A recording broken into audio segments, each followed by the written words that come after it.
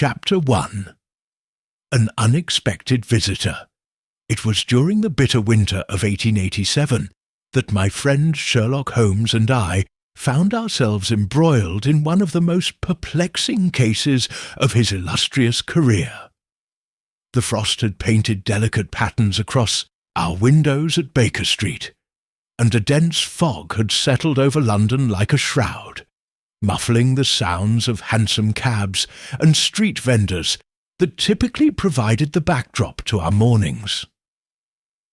Holmes had been in a peculiar mood for several days, alternating between feverish activity, conducting chemical experiments that filled our lodgings with noxious fumes, and periods of profound lethargy, during which he would lie upon the sofa, barely speaking, his keen grey eyes fixed upon some invisible point. I had learned through our years of companionship that such behaviour often preceded a case of particular interest, as though his remarkable mind sensed the approach of a worthy challenge before any tangible evidence had presented itself. On this particular morning I had risen early to attend to correspondence when Mrs. Hudson knocked softly at our door, announcing that a lady was most insistent upon seeing Mr. Holmes despite the unseemly hour. "Show her up at once," Holmes said suddenly, alert. He had been examining newspaper clippings with his magnifying glass, but now set them aside, straightening his dressing gown. "Observe her closely, Watson. I suspect we are about to encounter something quite out of the ordinary." I barely had time to wonder at his prescience when our visitor was ushered in. She was a woman of perhaps 30 years, elegantly dressed in mourning clothes, though the cut and quality suggested they were not recently acquired. Her face, partially concealed behind a black veil, bore the unmistakable signs of recent distress. The pallor of sleepless nights and the slight tremor in her gloved hands as she clutched a small leather reticule.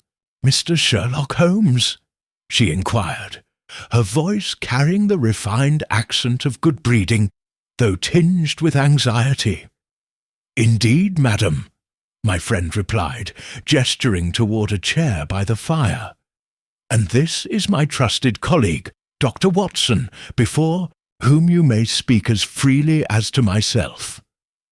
I perceive that you have travelled some distance this morning, from Hampstead, I believe, and that the matter which brings you here is of considerable urgency."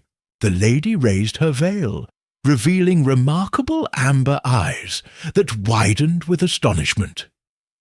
"How could you possibly know that I come from Hampstead?" A thin smile played across Holmes's lips. "The distinctive red clay adhering to the hem of your dress is characteristic of the Heath, particularly after last night's rainfall. As for the urgency of your business, your gloves tell the story quite clearly." "My gloves?" she echoed, glancing down at her hands.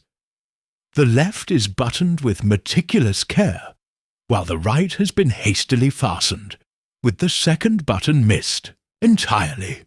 A lady of your evident refinement would not ordinarily commit such an oversight unless compelled by circumstance to depart in great haste." Our visitor let out a small gasp. "Mr. Holmes, your reputation does not do you justice. I am Lady Gloria Blackwood, and I fear I may be in grave danger." "Pray continue," Holmes said, steepling his fingers beneath his chin.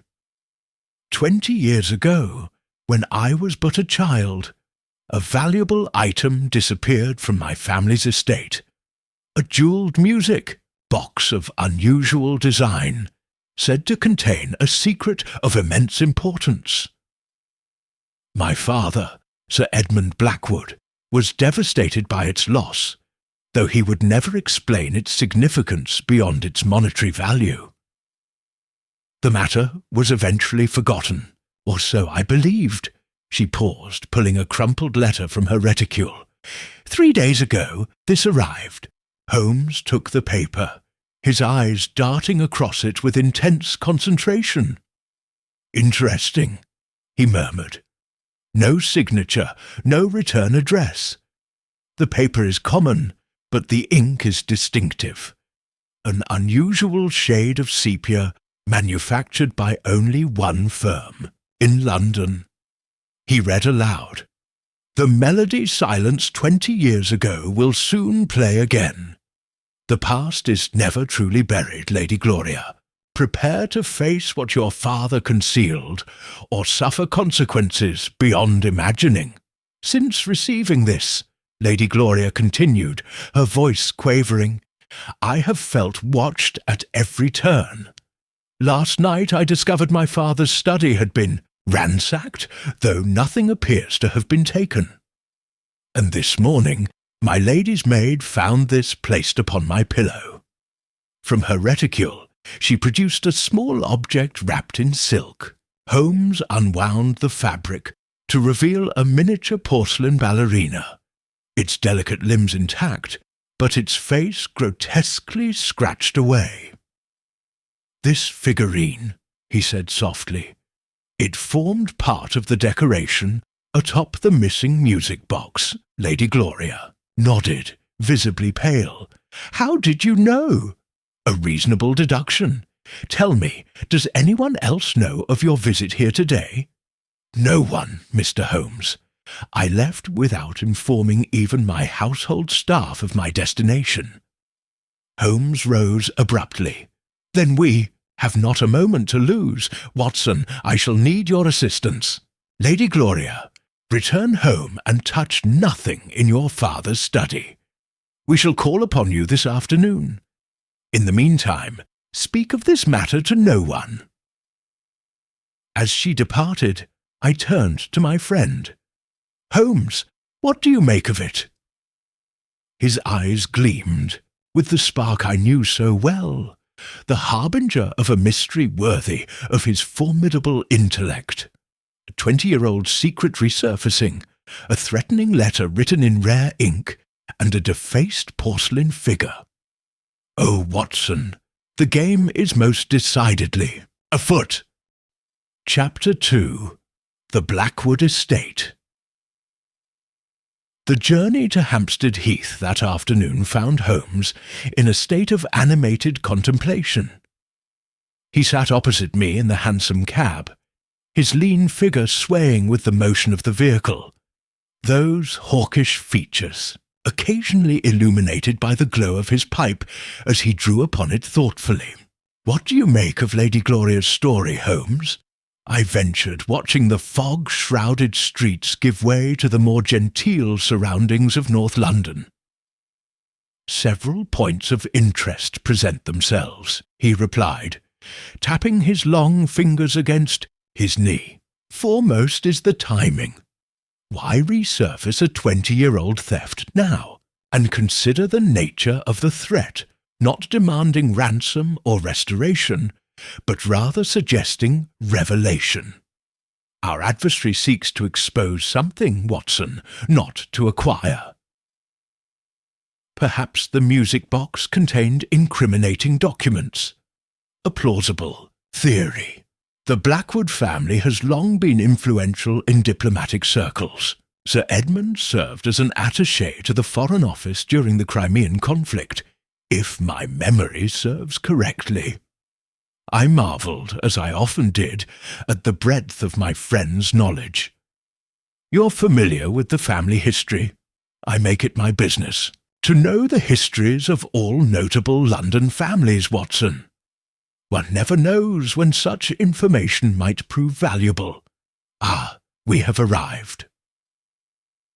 The Blackwood estate stood imposingly against the winter sky, its Georgian architecture speaking of old money and established prestige.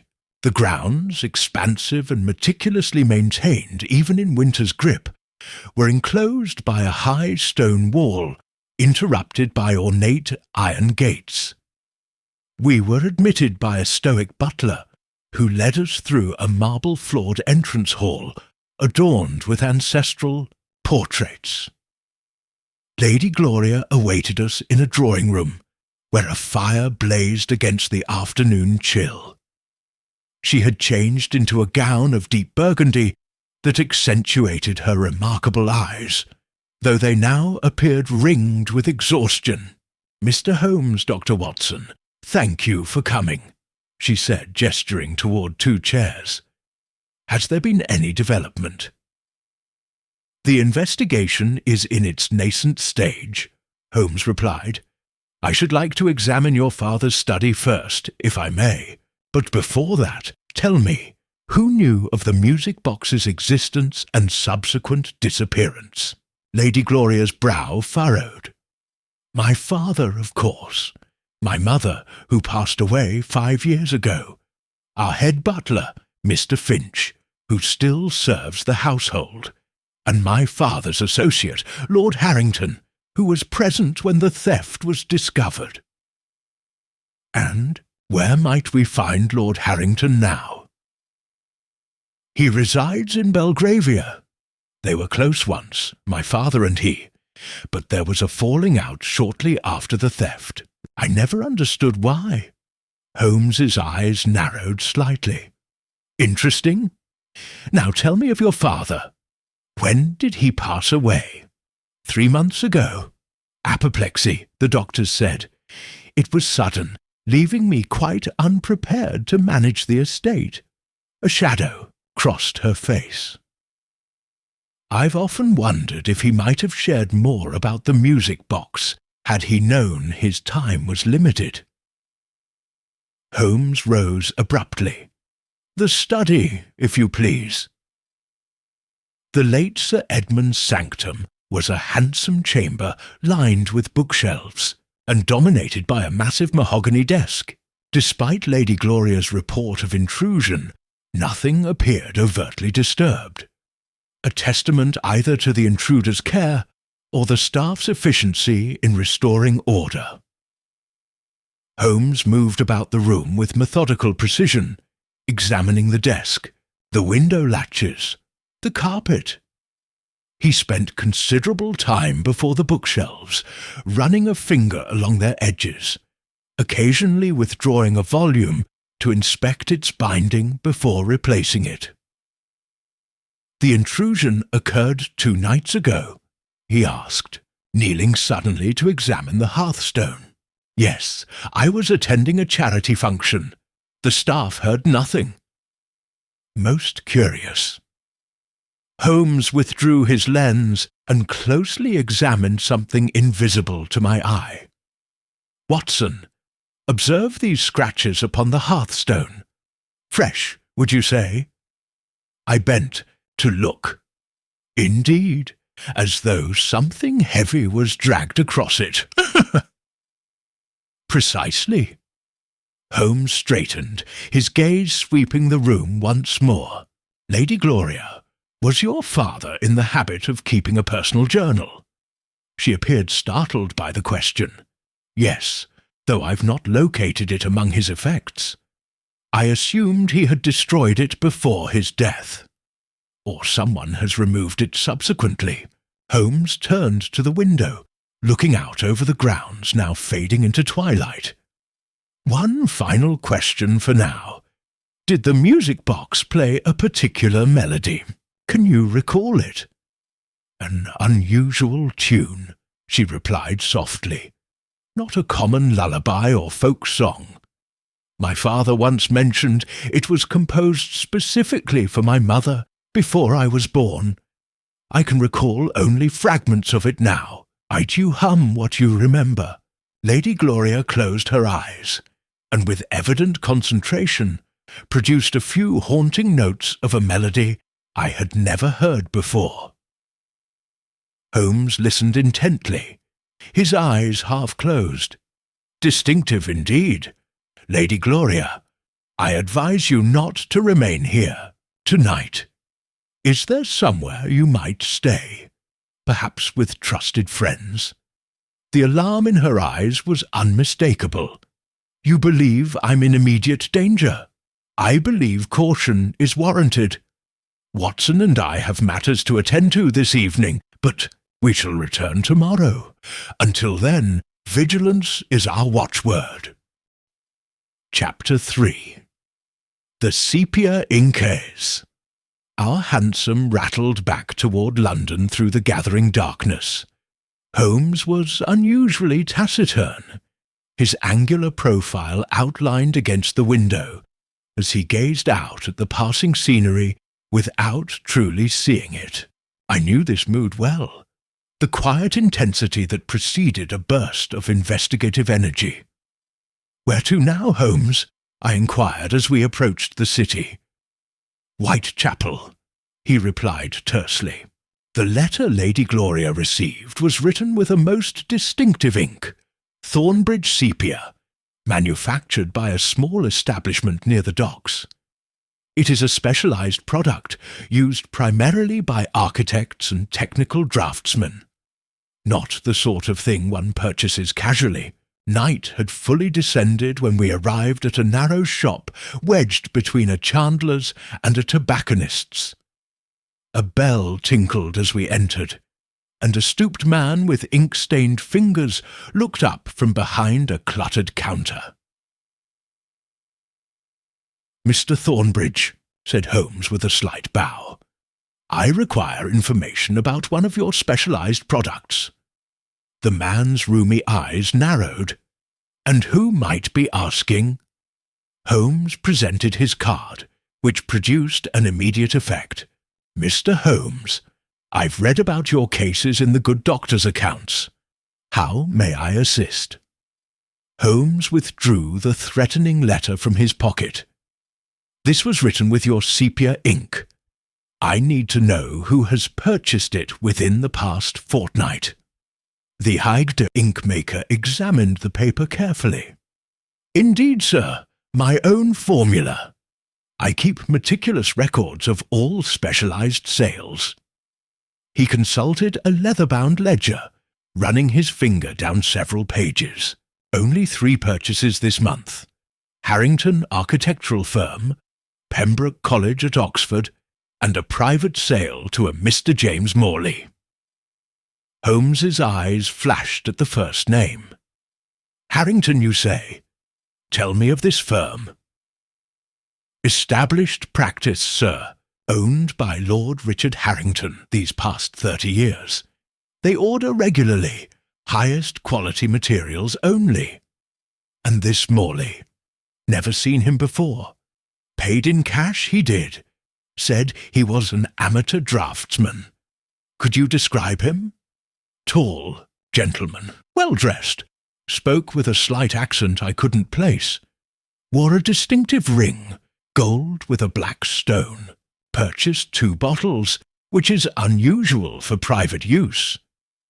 Holmes thanked the man and pressed a sovereign into his palm. Outside, I could scarcely contain my excitement. The same Lord Harrington who was Sir Edmund's associate. Surely that can't be coincidental. "Indeed not," Holmes murmured. "But let us not leap to conclusions. The architectural four may employ dozens of draftsmen. Still, it warrants investigation." Our next stop was the Diogenes Club, where Holmes sought his brother, Mycroft, whose connections in government circles might shed light on Sir Edmund's diplomatic career. While Holmes disappeared into the sanctum where no word might be spoken, I waited in the visitor's room. When he emerged half an hour later, his expression was grave. "My brother's information, though limited, is revealing. Sir Edmund Blackwood was involved in delicate negotiations during the Crimean conflict. Unofficial communications with Russian noblemen sympathetic to British interests. There were rumours of a scandalous exchange that was suppressed, though Mycroft knows no details. And Lord Harrington served in the same capacity. They were inseparable colleagues until 1867, the very year of the music box's disappearance. We retired to Baker Street, where Holmes spent hours poring over old newspaper records while I dozed in my chair. I woke to find him standing by the window, playing a haunting melody on his violin. "The tune Lady Gloria hummed," he explained, noticing my confusion. "An unusual composition. Eastern European influences with distinctly Russian motifs. You believe the music box is connected to Sir Edmund's diplomatic work. It seems the most probable hypothesis. A vessel for conveying documents, perhaps, or a gift that represented more than mere sentiment." Our ruminations were interrupted by a sharp knock. Holmes opened the door to reveal a street urchin, one of the Baker Street irregulars who often served as his eyes and ears throughout London. "Message for you, Mr. Holmes," the boy announced, handing over a folded paper. "Lady said it was urgent-like." Holmes unfolded the note, his expression darkening as he read. "From Lady Gloria's maid," he said. "Despite our advice, her mistress returned to the estate an hour ago to retrieve some personal items. She has not emerged from the study, and the door is now locked from within. The maid heard a strange melody playing, then silence. Good God!" I exclaimed, reaching for my revolver. "Bring your medical bag as well, Watson," Holmes instructed, already donning his coat, and that steel pry-bar from the closet. "I fear we may find worse than locked doors at Blackwood Estate tonight." As we rushed into the foggy night, a clock struck midnight, its sombre tones seeming to herald approaching danger. Holmes's face was set with determination, his mind clearly racing ahead to anticipate what awaited us at Hampstead. A mystery that had claimed one Blackwood already, and now threatened another with a whisper from the past. Chapter 4. Behind Locked Doors.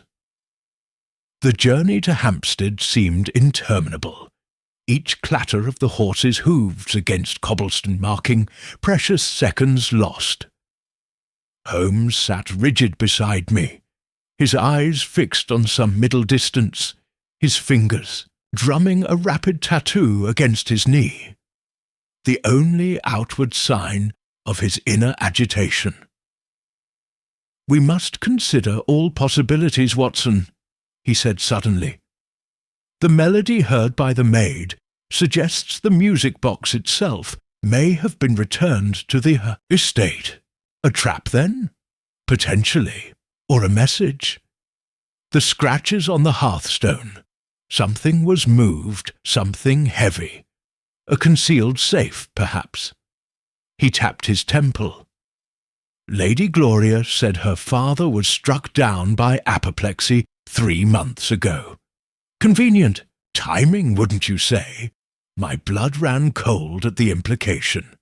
"You suspect foul play in Sir Edmund's death." "I suspect everything until proven otherwise." The Blackwood estate loomed before us, most windows darkened save for a faint glow from what I recognized as the study. The same stoic butler admitted us, his customary composure noticeably frayed. "This way, gentlemen," he urged, leading us through the silent house. "Miss Jenkins, Lady Gloria's maid, awaits you by the study door." A thin woman with reddened eyes wrung her hands as we approached. "Oh, Mr. Holmes, the melody stopped some 20 minutes ago. I've called through the door, but there's no answer." Holmes examined the heavy oak door, running his fingers along its frame. "No sign of forced entry. The key? Always kept on the inside, sir. Stand back." Holmes motioned to me, and together we applied the pry-bar to the door jamb. The ancient wood groaned in protest before the lock mechanism finally gave way with a splintering crack. The scene that greeted us was one of apparent vacancy. No Lady Gloria, No assailant, just the lingering scent of her rosewater perfume mingling with something sharper, metallic. The room appeared undisturbed save for the fireplace, where the hearthstone had been lifted and moved aside, revealing a rectangular cavity in the floor. "As I suspected," Holmes murmured, kneeling beside the opening. "A concealed compartment, recently emptied, judging by the lack of dust within." I moved to join him when my eye caught a disturbing detail. A crimson smear on the corner of the massive desk. "Holmes," I said quietly, gesturing toward the stain. He examined it with his lens. Blood. Not a fatal quantity, but concerning nonetheless. His gaze swept the room methodically. "The window, Watson. Observe." The heavy draperies stirred slightly from a draught. Upon closer inspection, the window was unlocked, its latch carefully manipulated. "They departed this way," Holmes concluded. "Two individuals, one willingly or under duress, the other—" He pointed to a minute tear in the curtain fabric. "Carrying something bulky. The music box, perhaps, and Lady Gloria." A small object glinted on the carpet beneath the window. Holmes retrieved it with tweezers. A black stone, broken from a setting. "From a ring," I suggested, recalling the ink-maker's description of James Morley. "Precisely." Holmes pocketed the evidence. "Miss Jenkins, when exactly did you hear the melody?" "Just after 11, sir. It played for perhaps 2 minutes, then silence, and Lady Gloria returned to the house when?" "Shortly after 10, sir." The maid hesitated. "There is one thing. She wasn't alone. A gentleman accompanied her in the carriage, though he remained outside. I glimpsed him only briefly." "Can you describe him?" "Tall, distinguished-looking. I thought perhaps it was Lord Harrington. Lady Gloria mentioned visiting him earlier this evening for advice." Holmes's eyes narrowed. "Did Lady Gloria seem distressed when she arrived?" "Not distressed, sir. Determined. She said she needed documents from her father's study, then would be leaving again immediately." Holmes circled the room once more, his attention drawn to the desk. He rifled through the drawers, most of which contained nothing of note until the bottom one yielded something that made him smile grimly. "Look here, Watson." He held up a leather-bound volume. "Not Sir Edmund's missing journal, but a ledger of accounts, and here, dated 20 years ago, a substantial payment to one Professor Anton Karev of St. Petersburg, noted as acquisition of musical instrument.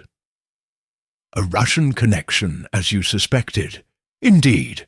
And now we must make another connection with great haste." Holmes turned to the butler, who hovered anxiously in the doorway. "The address of Lord Harrington's residence, if you please." Armed with this information, we departed immediately. In the cab, Holmes extracted from his pocket a telegram form and scribbled a message. "For my brother," he explained, requesting all available information on Professor Karev. The name is familiar. A mathematician of some renown, if memory serves, who later fell into disgrace. You believe Harrington is involved in Lady Gloria's disappearance? I believe he knows far more than he has revealed. The timing of their reconnection is suspect. Sir Edmund dies, and 3 months later his old colleague resurfaces in Lady Gloria's life, just as threats begin to materialize. The elegant Belgravia townhouse that belonged to Lord Harrington was dark and silent when we arrived. "No one home, it seems," I remarked. Holmes scrutinized the building. Or no one answering. Note the curtain moving in the upstairs window, Watson. We are being observed. He raised his walking stick and rapped sharply on the door 3 times, then twice more in quick succession. After a moment's silence, a light appeared, and the door opened to reveal an elderly manservant. "Yes, gentlemen?" he inquired warily. Holmes adopted his most authoritative tone. "We must speak with Lord Harrington immediately on a matter of life and death concerning Lady Gloria Blackwood." The servant's impassive expression flickered momentarily. "I regret to inform you that his lordship is not at home." "Then perhaps," Holmes said softly, stepping forward, "you might tell us where we could find both him and the lady who was taken from Blackwood Estate less than 2 hours ago." Chapter 5. The Professor's Legacy. The manservant's composure cracked momentarily, a flicker of alarm crossing his lined face before the mask of civility returned. "I'm sure I don't know what you mean, sir," he replied, attempting to close the door. Holmes's foot prevented its closure. "I think you do. I also think you value self-preservation above loyalty to an employer involved in abduction. Choose wisely, my good man." A tense silence followed before the servant's shoulders sagged in defeat. His lordship departed shortly, after 9 o'clock, taking the carriage. He mentioned Rotherhithe, the old Karev warehouse near the river. "And has he returned?" "No, sir." "Was he expecting a visitor? A lady, perhaps?" "He prepared the blue drawing-room earlier this evening. Asked not to be disturbed should anyone call." Holmes nodded grimly. "Watson, we have no time to lose." The journey to Rotherhithe was torturous in its length, the fog having thickened to an impenetrable blanket that reduced our driver to a walking pace. Holmes sat in uncharacteristic agitation, his fingers repeatedly checking his revolver. "This Professor Karev," I ventured, hoping conversation might ease his tension. "You mentioned he was a mathematician." "Among other things," Holmes replied. "Mycroft once alluded to him as a cryptographer of exceptional skill who provided services to various governments.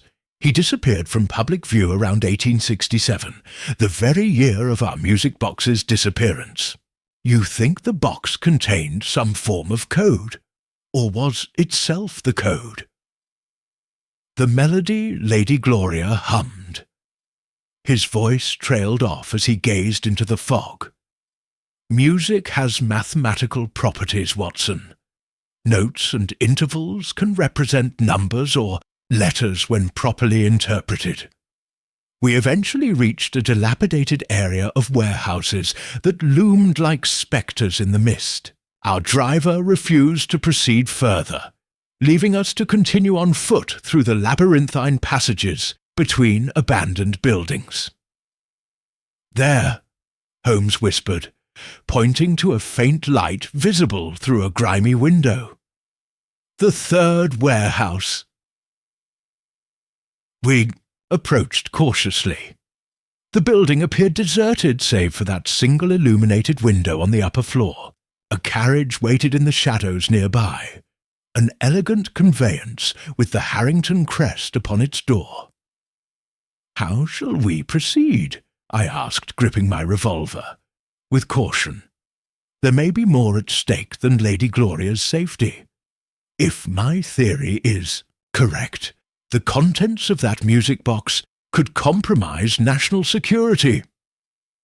We found a side entrance unlocked and slipped inside. The ground floor was a cavernous space filled with dust-covered crates and forgotten machinery. A narrow staircase led to the upper level, from which came the murmur of voices. Holmes gestured for silence as we ascended, careful to avoid the creaking steps.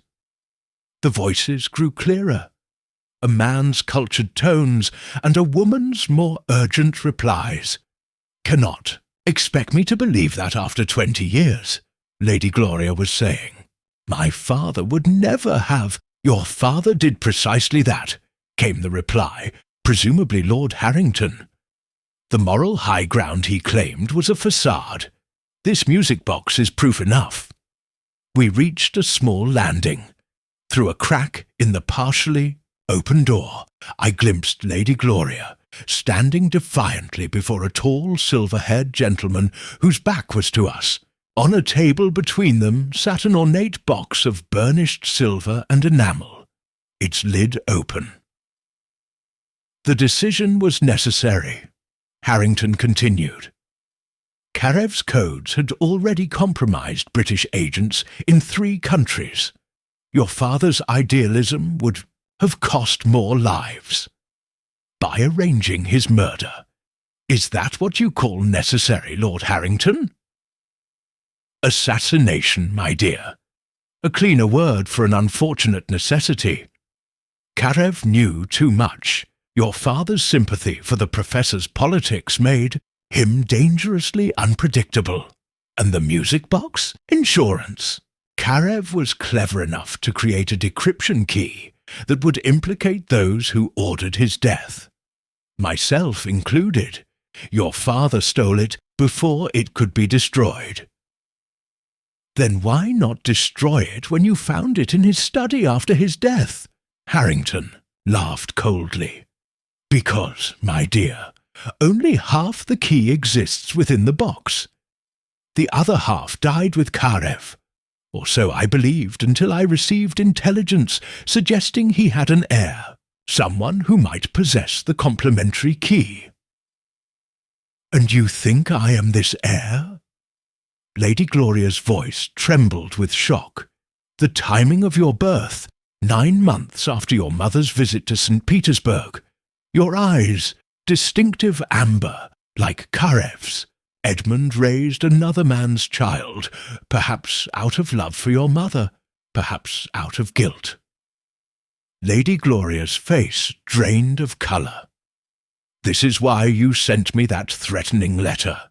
To flush out whether I knew anything about my supposed parentage? I needed to know if you possessed the second key, whether consciously or not. Your reaction to the porcelain figure confirmed you knew nothing. Still, blood will tell. Karev may have left something with you.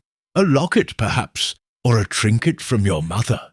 Holmes signalled it was time to intervene. But as we moved, my foot connected with a loose board. The resulting creak echoed in the silence. Harrington whirled, a pistol appearing in his hand with alarming speed. "It seems we have company," he said, smoothly. "Do come in, gentlemen. I've been expecting you." Holmes stepped through the doorway, his own revolver levelled. "Lord Harrington, your manservant sends his regards. Sherlock Holmes." Harrington nodded, unsurprised. "I wondered how long it would take you to unravel this little drama. Unfortunately, you've arrived at the final act." Chapter 6. A Standoff of Wits. The warehouse room hung suspended in tense silence, the 4 of us locked in a precarious tableau.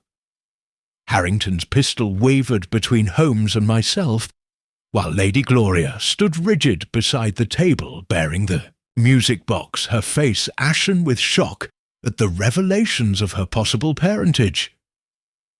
"I suggest you lower your weapon, Lord Harrington," Holmes said calmly. "Dr. Watson is an excellent shot, and Scotland Yard has been notified of our whereabouts."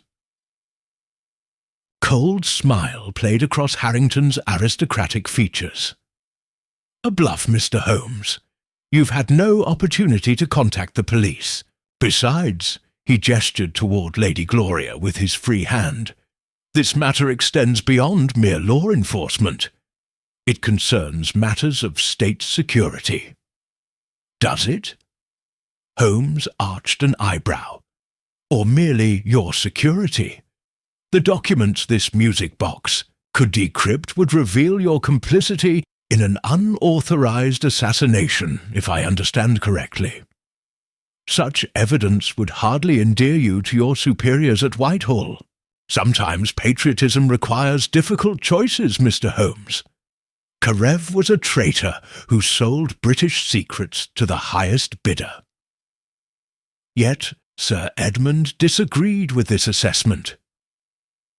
Edmund was naive, Harrington spat. He believed Karev's protestations of innocence, his claims of being framed. Sentiment clouded his judgment, particularly after Karev introduced him to the lovely Countess Anastasia, who later became Lady Blackwood. Lady Gloria's amber eyes, so like those of the Professor if Harrington's theory proved correct, flashed with indignation. You speak of my mother with such contempt, yet she was respected throughout London society. A Russian aristocrat of convenient political exile, Harrington replied. She served her purpose well. As what? A spy? As bait, my dear, to compromise your father, or the man you've always called father. We never anticipated that he would marry her, nor that Karev would develop a genuine affection for them both. When we finally moved against the Professor, Edmund's theft of the music box was an act of defiance we never expected. Throughout this exchange, I noticed Holmes inching gradually along the wall, his revolver steady, but his attention focused on the music box. Harrington, too fixated on his narrative, failed to observe this subtle movement. Why wait 20 years? Holmes inquired. Sir Edmund had the music box all this time. Why not retrieve it sooner? Because the fool hid it too well, Harrington growled. We searched his study the night of Karev's death, but found nothing. Edmund claimed ignorance, and without evidence of his interference, my superiors were reluctant to move against a respected diplomat. So we waited, watched. When he suffered his convenient apoplexy 3 months ago, I finally had unfettered access to Blackwood Estate. Yet you still couldn't find it, Holmes concluded. Until recently, the scratches on the hearthstone. You discovered the hiding place only days ago. A servant mentioned seeing Sir Edmund adjusting the stone once. After Lady Gloria received my warning letter, the household was thrown into sufficient disarray that a thorough search became possible. And now you have the music box, but only half the key it contains. Holmes's voice remained steady. What do you intend to do with Lady Gloria? Harrington's expression hardened. That depends entirely on whether she possesses the complementary key. Karev was methodical. He would have ensured both parts survived. If she is indeed his daughter, he may have left something with her mother, something meant for her. Lady Gloria shook her head. I have nothing of the sort. My mother left me few possessions, a locket with her portrait, some jewellery, letters. At the mention of letters, Harrington's eyes narrowed with interest. Letters? In Russian, perhaps? Yes, but I never learned to read them. They're sealed with her personal crest, bewaids swan. Where are these letters now? In my personal safe at the estate. Holmes chose this moment to interject. I believe I can save us all considerable trouble. The second key isn't in any letter. All eyes turned to him. Even I was startled by this pronouncement. Do enlighten us, Mr. Holmes, Harrington said, his tone dripping with skepticism. Consider the facts. Karev was a brilliant mathematician and cryptographer. He wouldn't rely on physical transmission of a key, too easily intercepted. No, he would design something more elegant. Holmes gestured towards Lady Gloria. Something encoded in his very bloodline. "Speak plainly," Harrington demanded. "There." "Melody, Lord Harrington. The unique tune that the music box plays. The one Lady Gloria can still hum fragments of, having heard it as a child. I believe the sequence of notes, combined with the mechanism inside the box, forms the complete decryption key. She carries part of it in her memory, inherited perhaps from her mother, who would have heard Karev play it many times." Lady Gloria's eyes widened in realization. "That's why my father, Sir Edmund, taught me the melody as a child, insisting I never forget it. He said it was my mother's favourite." "Ingenious," I murmured, comprehending Holmes's theory. Harrington's face flushed with frustrated rage. "Then she must come with me. The documents must be decrypted to ascertain who else knew of our operation." "I think not," Holmes replied, having positioned himself strategically between Harrington and Lady Gloria.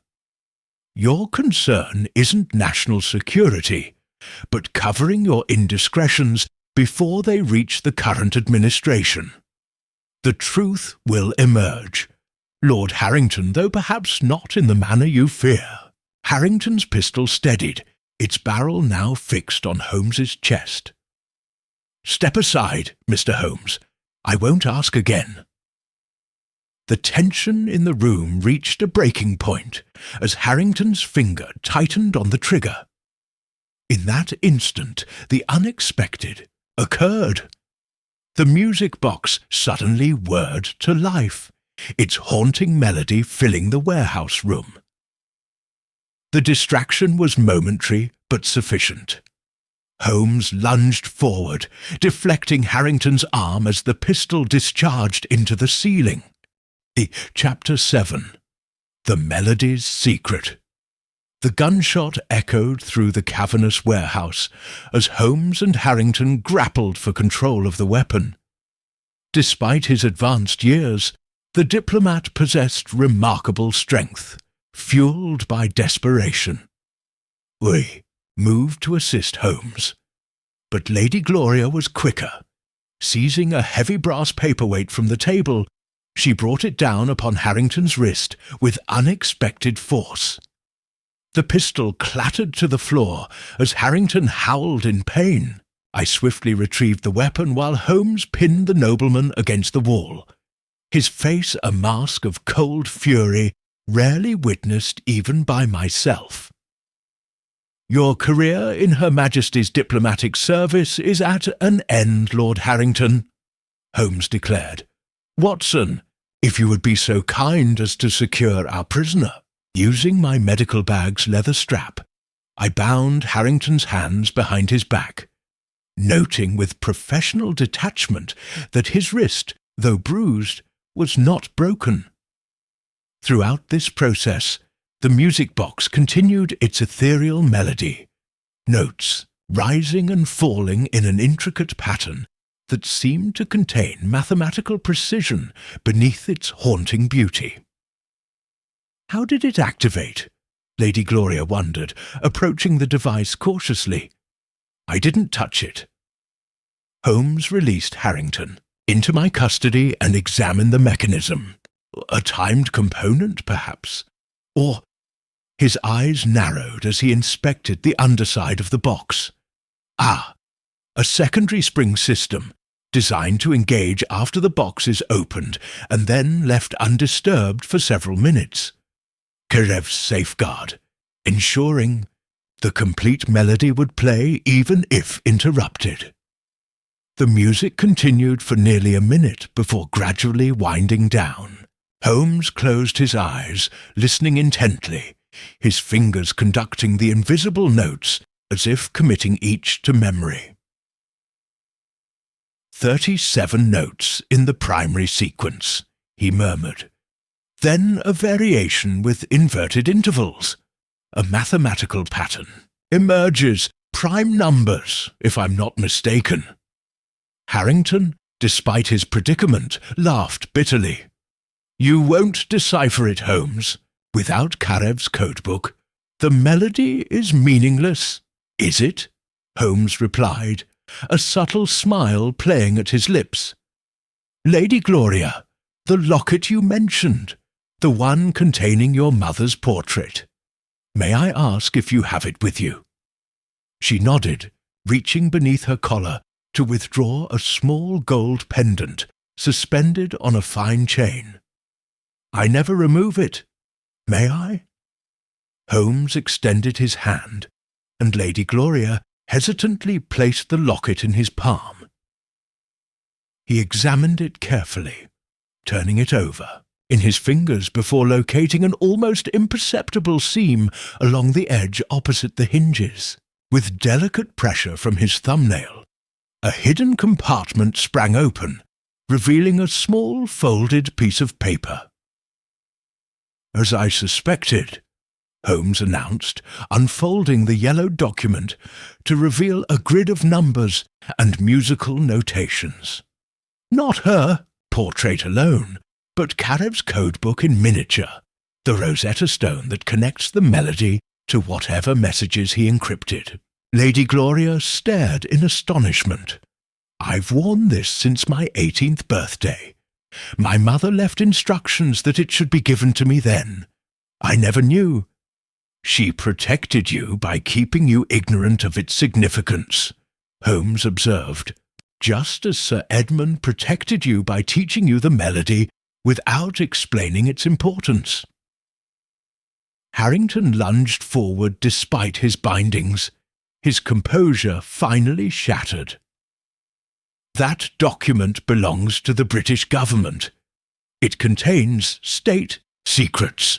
It contains evidence of your crimes," Holmes corrected sharply. "Your unsanctioned operation against Professor Karev, your assassination of a man whose guilt was never proven, and your recent murder of Sir Edmund Blackwood to conceal your actions." "You can prove nothing about Blackwood's death," Harrington snarled. "Can't I? The distinctive Thornbridge sepia ink purchased by your mysterious Mr. James Morley.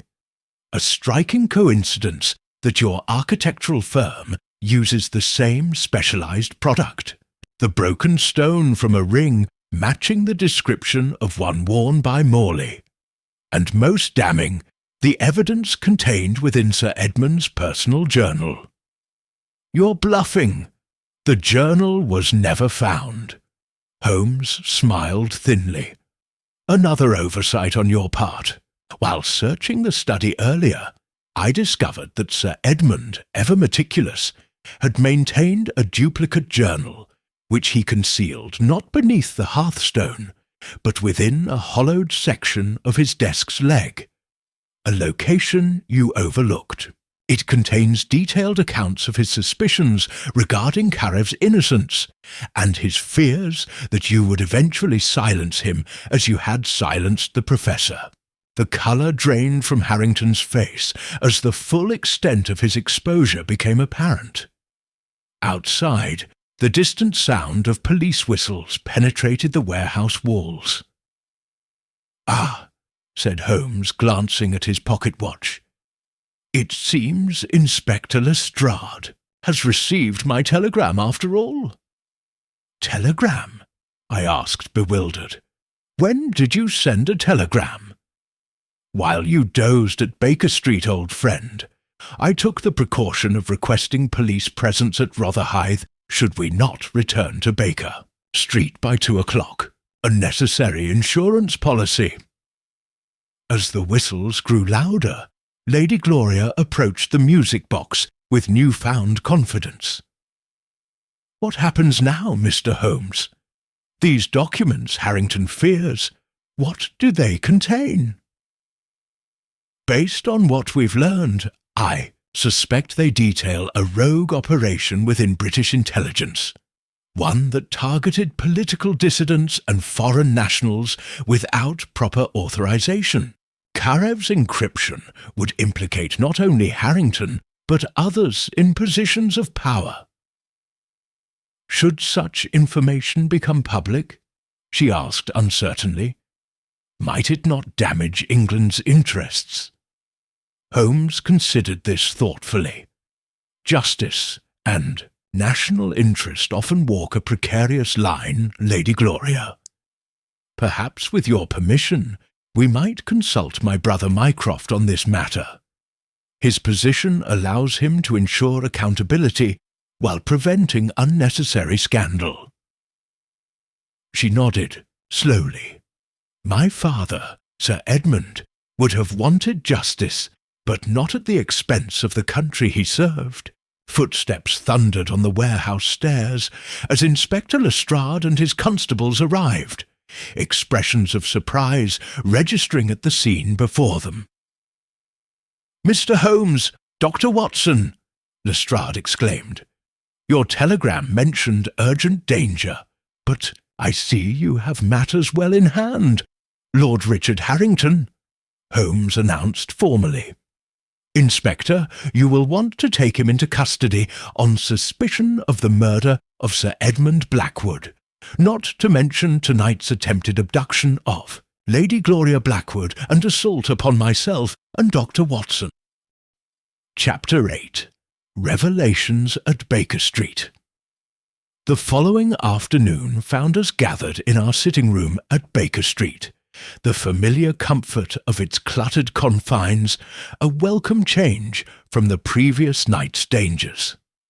Lady Gloria sat by the fire, the recovered music box resting on her lap, while Holmes's brother Mycroft occupied our largest armchair, his considerable bulk causing the furniture to protest with each slight movement. I had only encountered the elder Holmes on rare occasions, and as always, I was struck by the contrast between the brothers, where Sherlock was all nervous energy and lean intensity. Mycroft possessed a stillness that somehow conveyed even greater mental activity.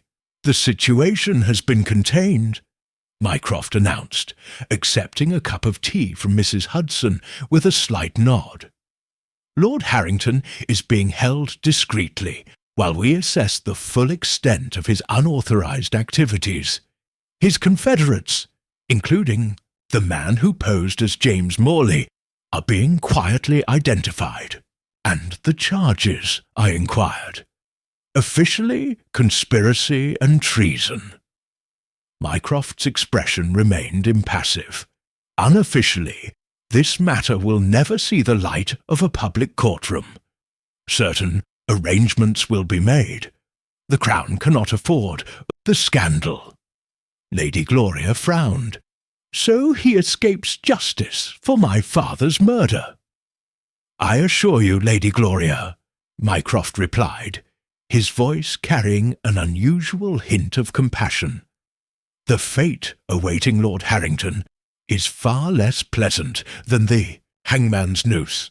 There are governmental facilities where problematic individuals may serve the remainder of their natural lives in complete isolation." Holmes, who had been examining the codebook extracted from Lady Gloria's locket under his magnifying glass, looked up sharply. "And what of the documents Karev encrypted? Has the Foreign Office determined their contents?" Mycroft dabbed his lips with a handkerchief. "Preliminary decryption suggests they detail a network of informants and double agents throughout Eastern Europe. Individuals who believed they were working for British intelligence, but were in fact being manipulated by Harrington's faction for personal gain and political leverage. Most damning is evidence that Karev himself was falsely branded a traitor when he discovered this deception."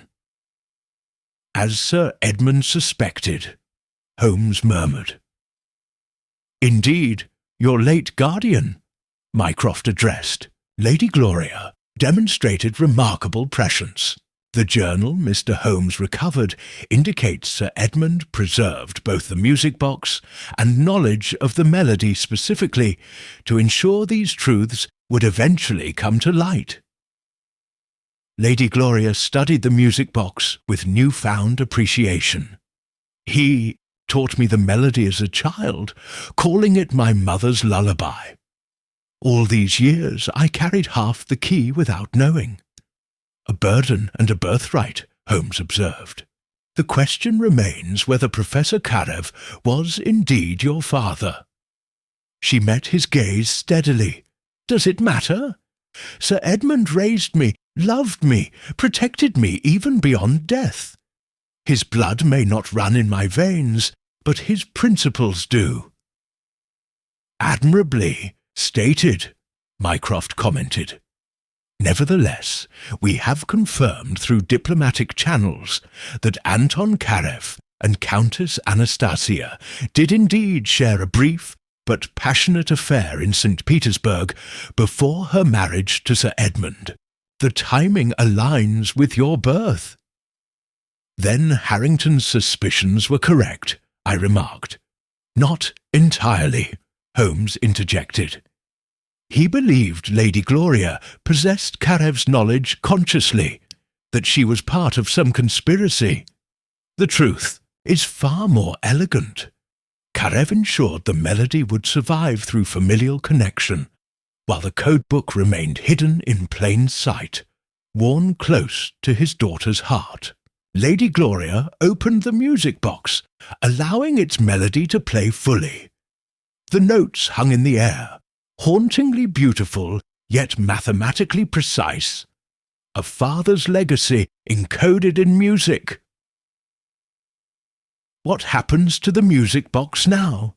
She asked, as the final notes faded.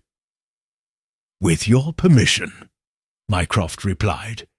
It will be secured in a government archive. The information it helps decode, while historically significant, remains sensitive even after 20 years. She nodded her assent, though her fingers lingered on the ornate surface. And what of me? Am I to be watched by British intelligence, suspected as Karev's daughter? Quite the contrary, Mycroft assured her. His Majesty's government owes you a debt of gratitude for bringing a traitor to justice. Your loyalty is not in question, though I would suggest discretion regarding the details of this affair. The official account, Holmes added, will state that Lord Harrington was apprehended while attempting to steal family heirlooms from Blackwood Estate, a mundane crime of greed, easily understood and quickly forgotten by society gossips. As the afternoon progressed, Mycroft departed with the music box and codebook secured in his diplomatic case. Lady Gloria lingered, however, her expression suggesting unresolved questions. Something still troubles you, Holmes observed, lighting his pipe. The defaced porcelain ballerina left on my pillow, she said. Was that Harrington's doing as well? Almost certainly. A psychological tactic to unsettle you, a reminder of the music box's destruction to come. Theatrical, but effective. And my father's death. You mentioned evidence that it wasn't natural causes. Holmes exchanged glances with me. The journal contained Sir Edmund's suspicions that he was being poisoned gradually. Symptoms he described to his physician, dismissed as age-related decline, align with arsenic exposure. Harrington likely introduced it into his evening brandy over several weeks. She closed her eyes briefly, absorbing this final cruelty. At least now I know the truth. All of it. Not quite all, Holmes said gently. There is the matter of your mother's letters. Written in Russian, you mentioned. Would you like them translated?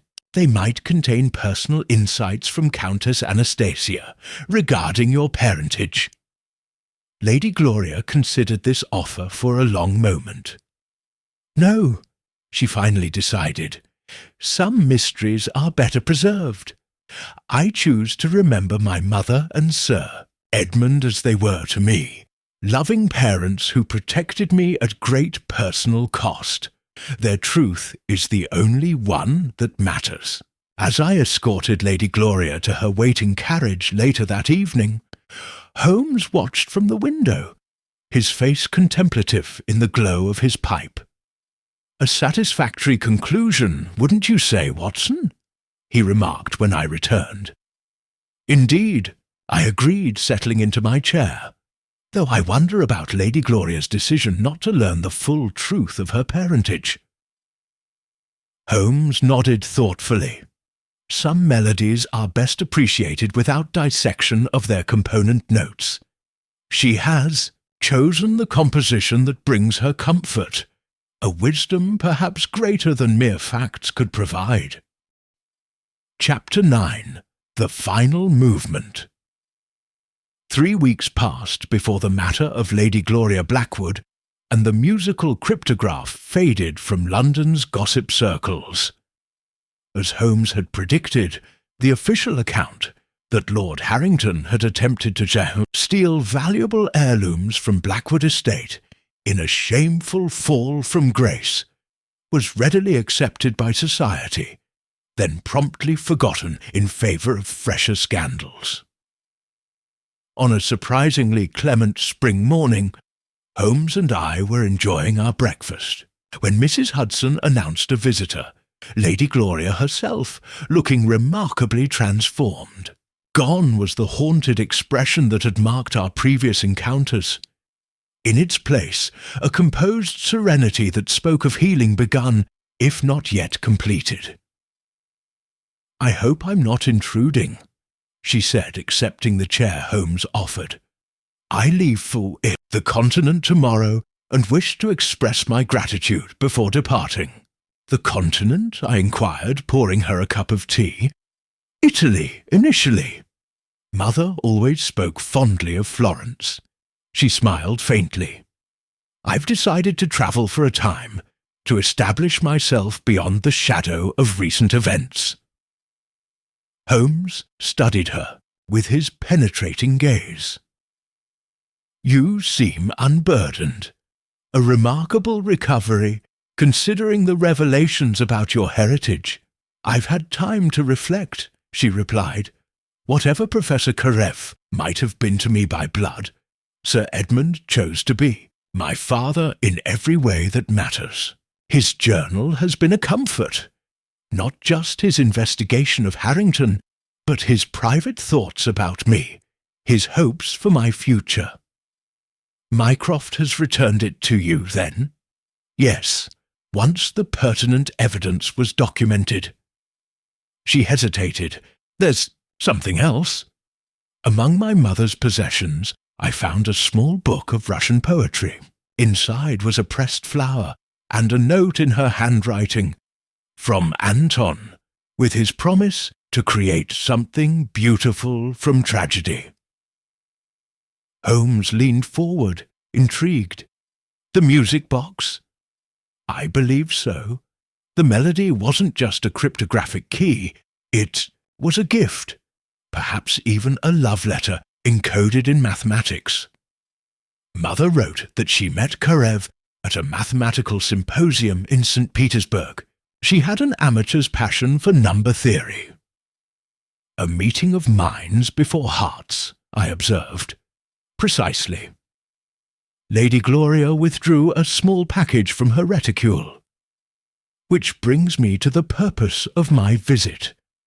Mr. Holmes, my father, Sir Edmund, left this with specific instructions that it should be given to someone who appreciated both the art and science of deduction. I believe he meant you." Holmes unwrapped the package to reveal a smaller version of the music box, a perfect miniature crafted in silver and deep blue enamel. "A replica," Lady Gloria explained. Father commissioned it years ago, containing the same melody, but none of the cryptographic mechanisms. He called it his reminder of beauty born from complexity. Holmes wound the tiny key, and the familiar melody filled our sitting room, somehow more poignant in this simpler form. "A remarkable gift," Holmes said softly when the last note faded, "though I wonder if Sir Edmund ever truly intended for me specifically." Lady Gloria smiled. "Perhaps not by name, but he wrote of wishing it to go to someone who sees the patterns in chaos and finds truth in discord. When I read of your methods in Dr. Watson's accounts, I knew you were that person."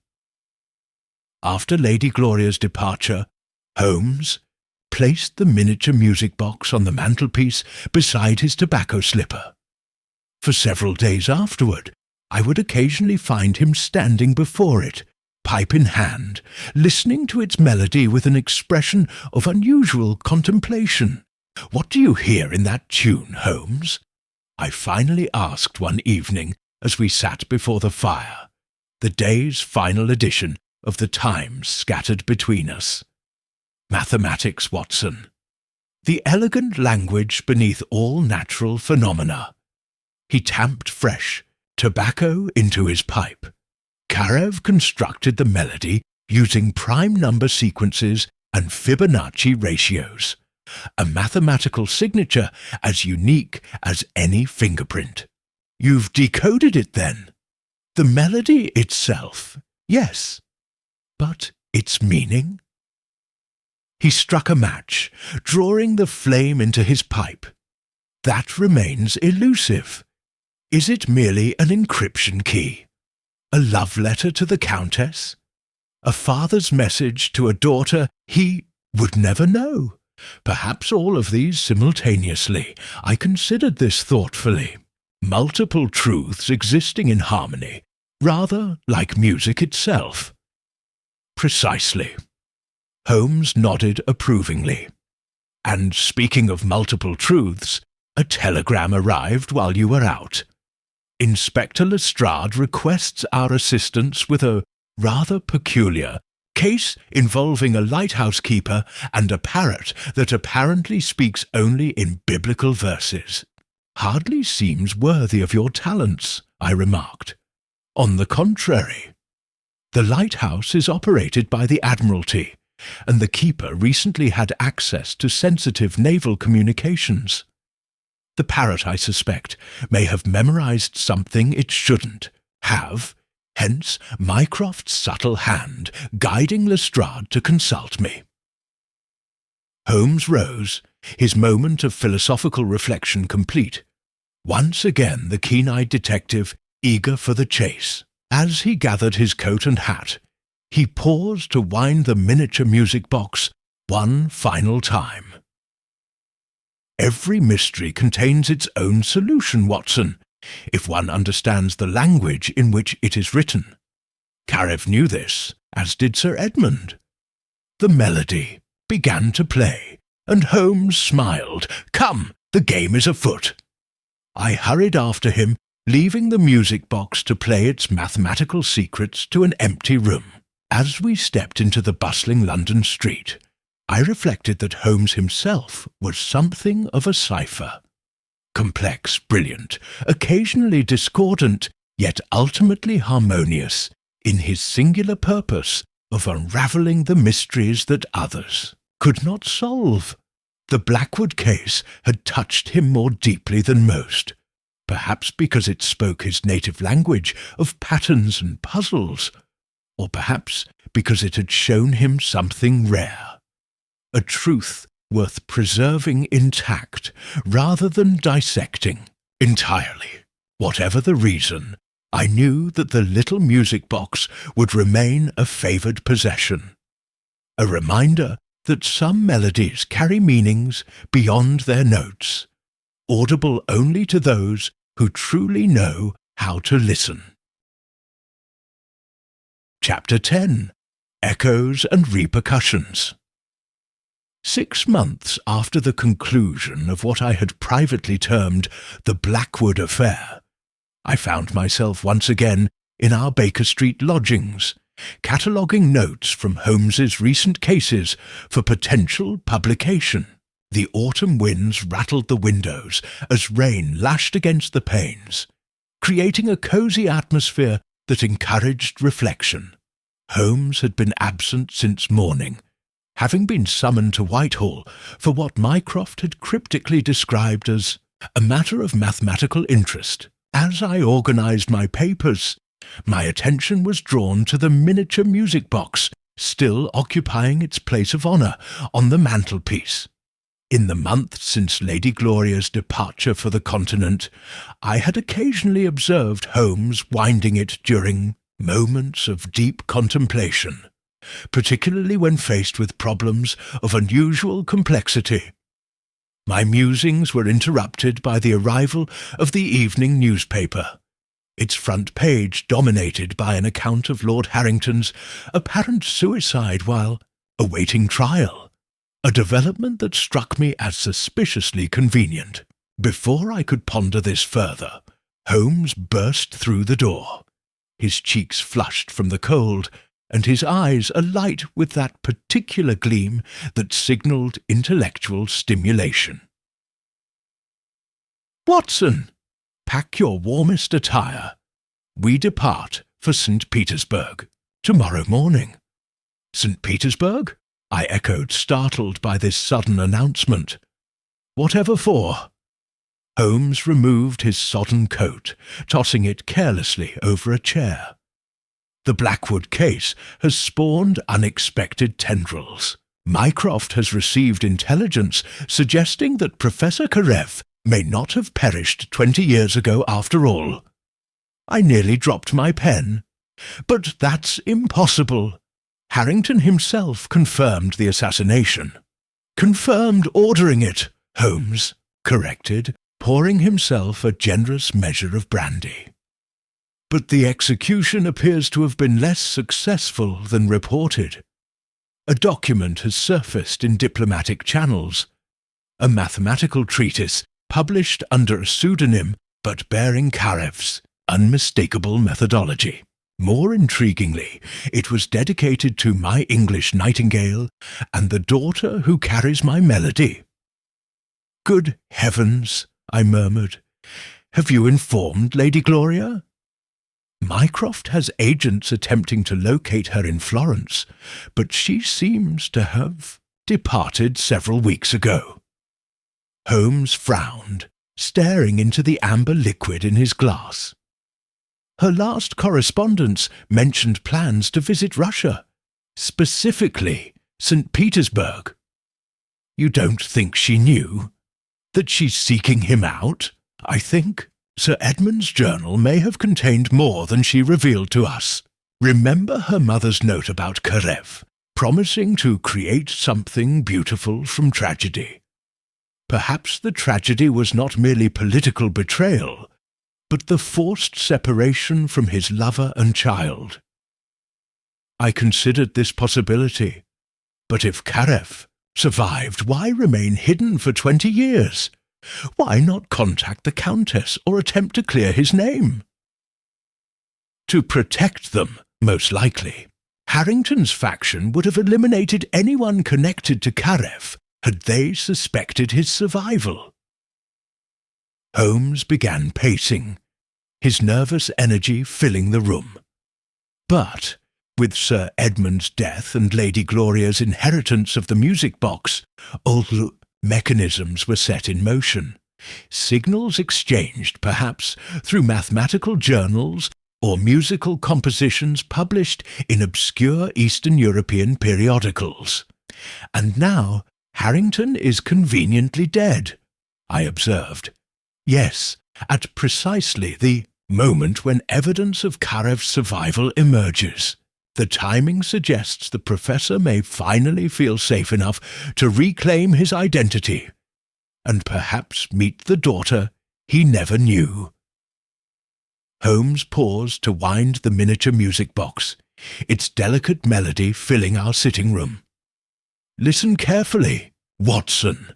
The secondary phrase, beginning now, it contains a mathematical sequence that, when properly analysed, translates to geographical coordinates. Coordinates to what?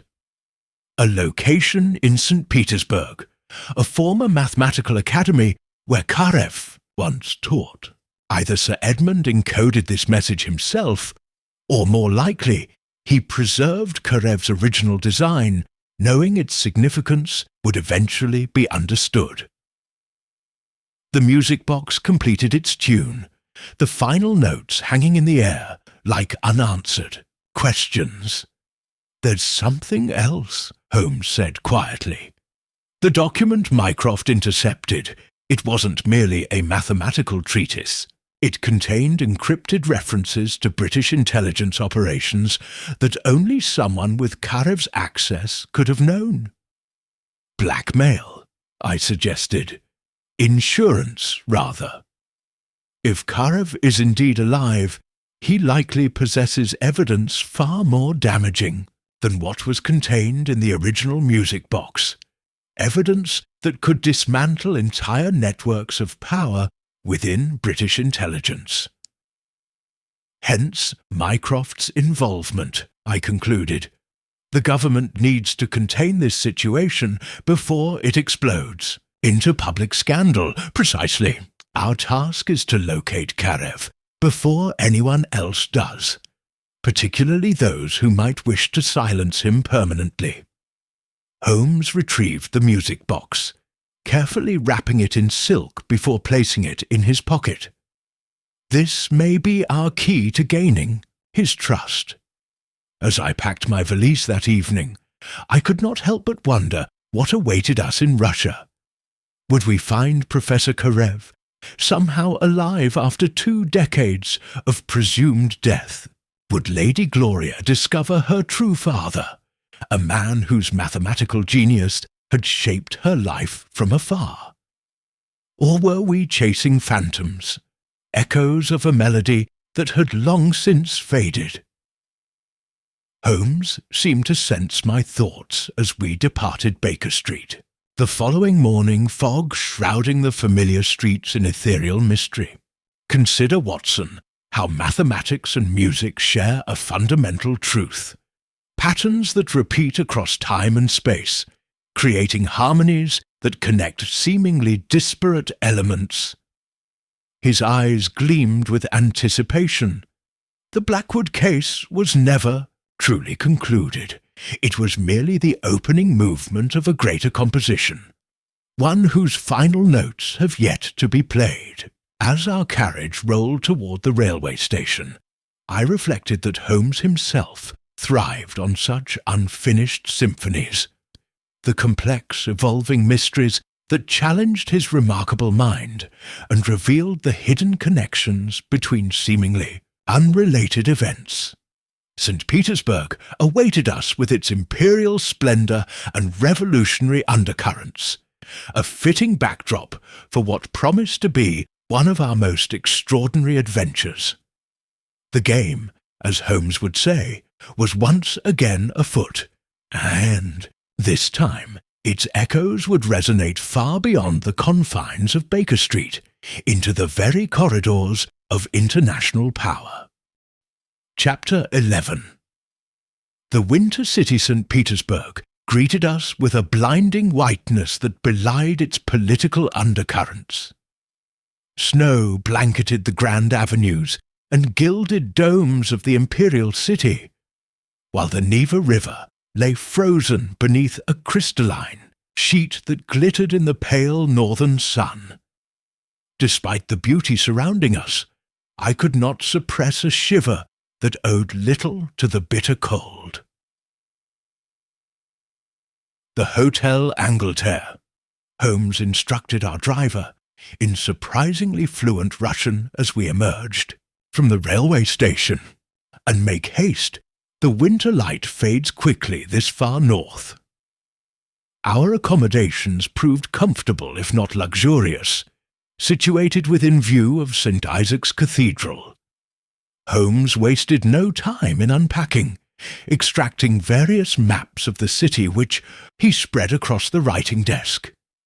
"The coordinates from the music box led here," he indicated, placing his finger on a location near the University District. A building that once housed the Imperial Academy of Sciences Mathematical Division. According to Mycroft's intelligence, it was converted to private residences after the reforms of '79. And Lady Gloria? Any word on her whereabouts? Holmes frowned. Nothing conclusive. British diplomatic channels confirm she entered Russia 3 weeks ago, but her movements since then remain untracked. She travels under her mother's maiden name, Valentinova, perhaps to avoid unwanted attention. After a brief rest, we ventured into the snow-hushed streets. Holmes had exchanged his distinctive Ulster coat for a Russian greatcoat and fur hat that rendered him nearly unrecognizable. I too had adopted local attire, following Holmes's insistence that we attract as little notice as possible. "We are being watched, Watson," Holmes murmured, as we navigated a broad avenue lined with aristocratic residences. 2 men, one at the corner newsstand, another across the street pretending to repair his sledge. Mycroft warned that remnants of Harrington's network might have agents here. Should we return to the hotel? Certainly not. Our surveillance provides valuable information. It confirms we are on the correct trail. Holmes smiled thinly. Besides, they will find me rather more difficult to follow than they anticipate. With unexpected agility, Holmes suddenly pulled me into a narrow alleyway, then through a series of interconnected courtyards that formed a labyrinthine shortcut through the city blocks. We emerged onto a different street entirely, quickening our pace as we approached the University District. The former Academy building stood apart from its neighbours, an elegant structure of pale yellow stone with classical columns flanking its entrance. Now subdivided into apartments, it retained an air of faded grandeur that spoke of its illustrious past. "Apartment 17, Holmes said, consulting a small notebook. "3rd floor, eastern corner." The entrance hall was deserted save for an elderly doorkeeper who barely glanced up from his newspaper as we passed. On the 3rd floor, Holmes paused before a door bearing the number 17, listening intently before producing a set of lockpicks from his pocket. "Is this wise?" I whispered, without knowing who. "Time is of the essence, Watson. If Karev is alive and Lady Gloria has found him, they may already be planning to flee. The men following us suggest others are closing in as well." The lock yielded to Holmes's skilled manipulation, and we entered a modestly furnished apartment that appeared unoccupied. Books lined the walls, mathematical texts, scientific journals, musical compositions, while a desk near the window overlooked the snow-covered courtyard below. Holmes moved with practiced efficiency, examining papers, inspecting bookshelves, and finally pausing before a framed mathematical formula that hung in place of artwork. "Look here, Watson," he said softly. "This equation, it's the mathematical expression of the melody in our music box. Evidence of Karev's presence. Undoubtedly." Holmes continued his inspection, stopping abruptly before the desk. "And here, correspondence, addressed to Countess Valentinova, dated merely 3 days ago." The letter, written in Russian, meant nothing to me, but Holmes scanned it with growing excitement. A meeting arranged for tonight at the Mariinsky Theatre during a performance of Tchaikovsky's new ballet. The composer himself will be attending." Holmes checked his watch. "We have 4 hours to prepare." A noise in the corridor outside froze us both. Footsteps approached, then paused at the door. Holmes motioned me behind the curtains as he positioned, himself beside the entrance, his revolver drawn. The door opened slowly to reveal a slight figure in a heavy fur-lined cloak. "You may emerge from your hiding place, Mr. Holmes," came a woman's voice, familiar yet altered by a slight Russian inflection. Though I must say, breaking into my temporary residence hardly seems the act of a gentleman. Lady Gloria Blackwood, or Valentinova, as she now styled herself, stood in the doorway, her remarkable amber eyes registering neither surprise nor alarm at finding us in her apartment. "You expected us," Holmes stated rather than questioned, holstering his weapon. "Let us say I calculated the probability of your appearance once evidence of my father's survival reached British intelligence."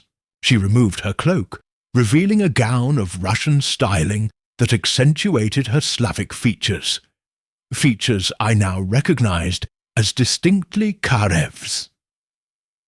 "What I did not anticipate was your arrival before our departure. You've become rather inconvenient, gentlemen. Your father is alive, then?" I said, emerging from behind the curtains. "Very much so, Dr. Watson. For 20 years he has lived under the identity of Professor Alexei Volkov, a reclusive mathematician whose papers are published rarely but respected universally." Her expression softened slightly. "We have had 3 weeks together. Hardly sufficient to compensate for a lifetime apart, but enough to confirm that blood indeed calls to blood. And tonight's meeting at the Mariinsky?" Holmes inquired. Lady Gloria's expression remained carefully neutral. A celebration of family reunited, nothing more. "And the documents Karev possesses? The evidence against British intelligence operations?" Her eyes narrowed. "My father has no interest in blackmail or revenge, Mr. Holmes. He seeks only to live his remaining years in peace, with his daughter at his side." Then why the elaborate charade? Why leak evidence of his survival? "Insurance, Mr. Holmes. Protection against those who might still wish him harm." She moved to the window, gazing out at the darkening sky. "Now that Lord Harrington has met his unfortunate end, perhaps such measures are no longer necessary." Chapter 12. The Final Chord. The Mariinsky Theatre stood like a glittering jewel against the night sky, its neoclassical facade illuminated by the golden glow of gas lamps. Aristocrats in furs and military uniforms crowded the entrance, their breath-forming clouds in the frigid air as they awaited admission to Tchaikovsky's newest triumph. Holmes and I, having reluctantly accepted Lady Gloria's invitation to attend, found ourselves in a private box overlooking the stage. She sat beside us, resplendent in a gown of midnight blue that highlighted her distinctive amber eyes. The fourth seat remained, conspicuously empty as the orchestra completed its tuning. "My father will join us during the first interval," Lady Gloria explained in hushed tones. "He prefers to ensure no unwelcome observers are present before making an appearance."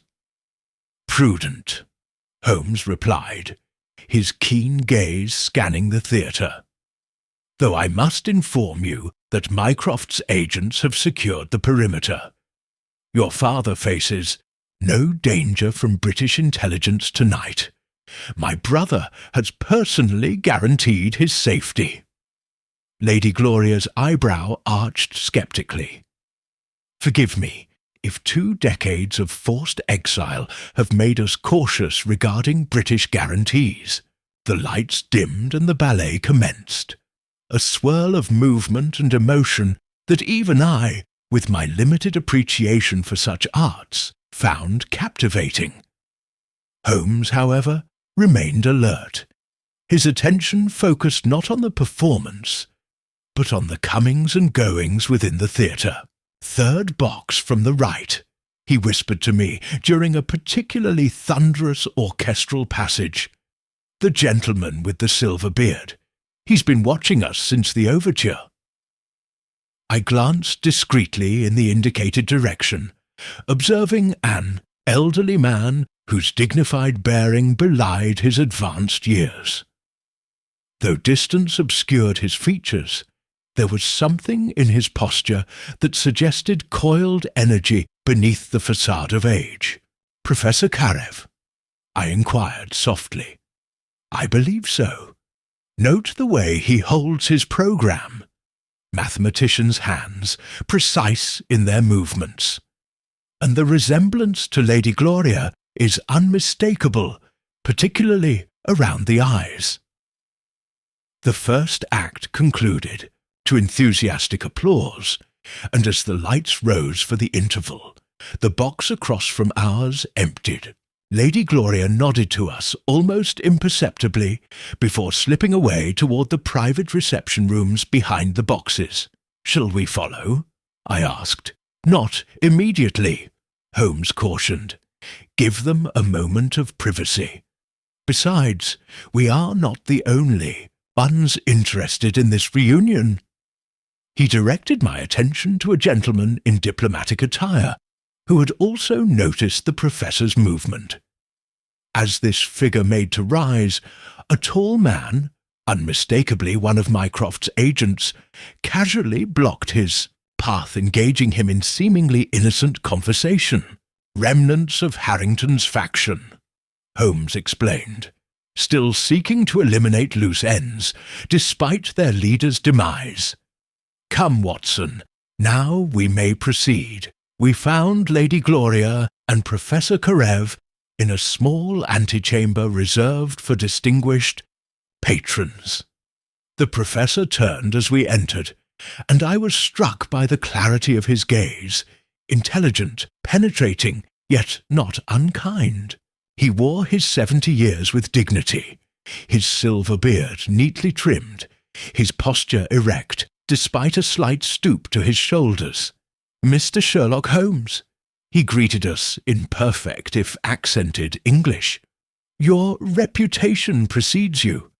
I have followed your cases with great interest over the years, particularly your application of mathematical principles to criminal investigation."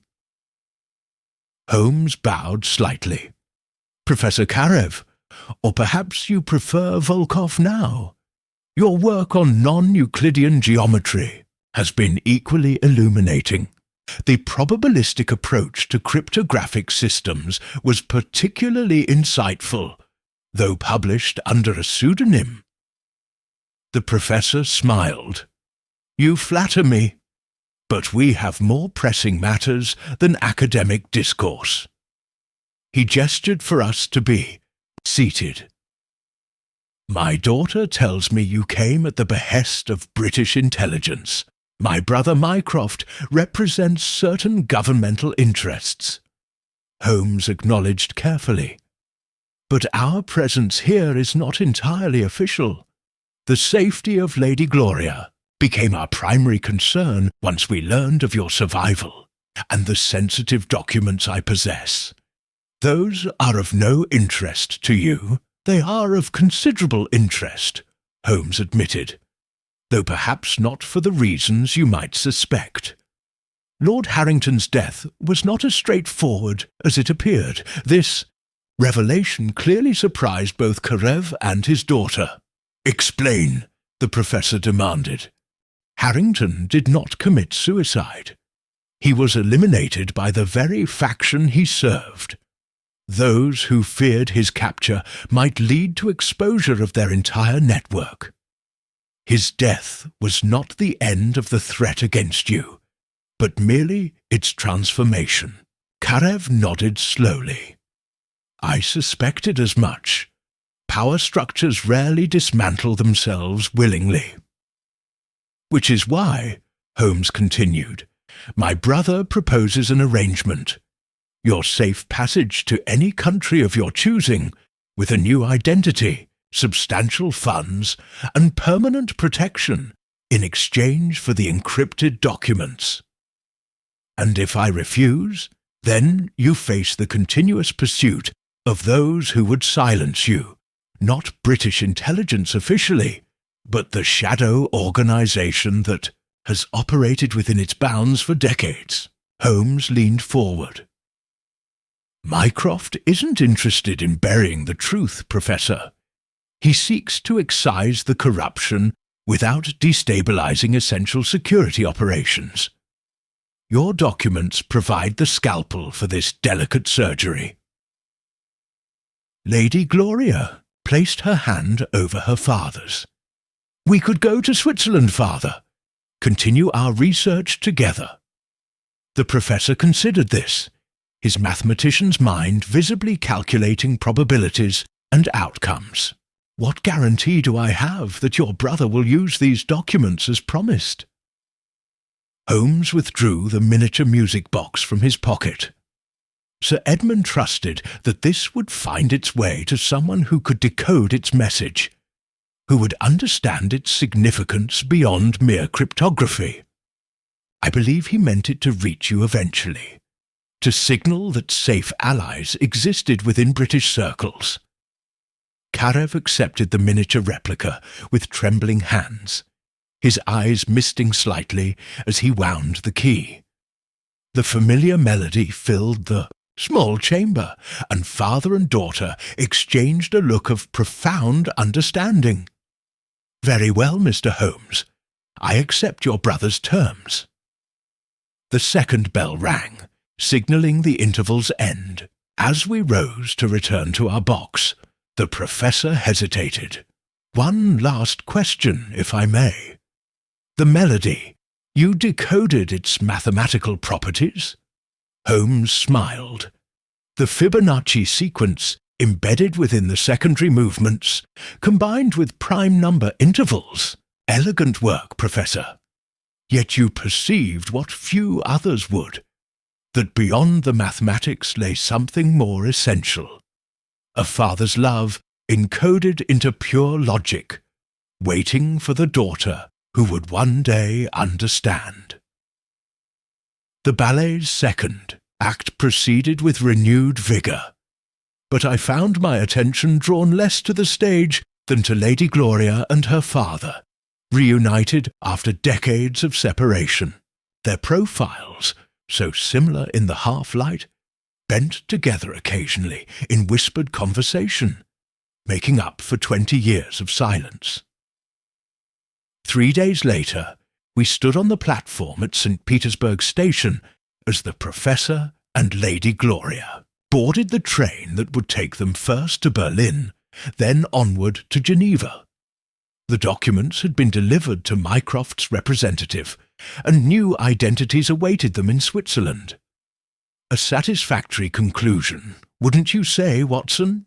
Holmes remarked as the train pulled away, Lady Gloria's gloved hand waving from the window until the carriage disappeared into the distance. For them, certainly, I agreed. But what of the conspiracy Harrington served? Will your brother truly expose it? Not publicly. Such revelations would damage public confidence and compromise ongoing operations. But the rot will be excised, methodically and completely. Holmes turned his collar against the biting Russian wind. The music box has played its final melody, Watson. Now we may return to Baker Street and more commonplace puzzles.